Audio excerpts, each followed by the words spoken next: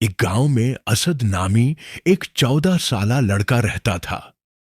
وہ ذہین تھا مگر اپنی زندگی میں ایک بڑی خامی رکھتا تھا: وقت کی قدر نہ کرنا۔ اس کے والد مزدوری کرتے تھے اور چاہتے تھے کہ اسد پڑھ لکھ کر کچھ بنے، مگر اسد ہر روز اسکول سے واپسی پر گھنٹوں کھیلتا، موبائل پر ویڈیوز دیکھتا اور ہوم ورک کبھی مکمل نہ کرتا۔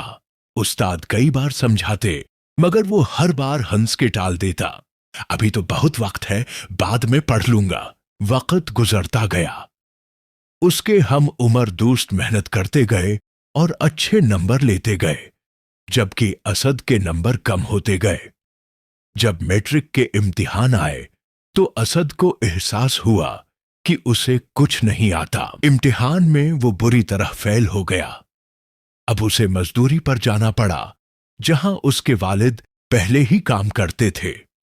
گرمی، دھول اور محنت نے اسد کو تھکا دیا۔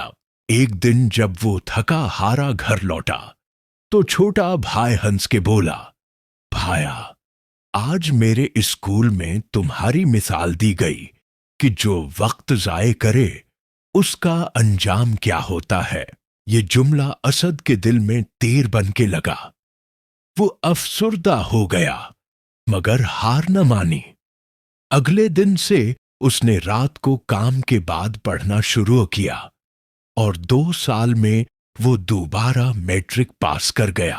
اب وہ بچوں کو خود نصیحت کرتا ہے: وقت واپس نہیں آتا، اسے ضائع مت کرو۔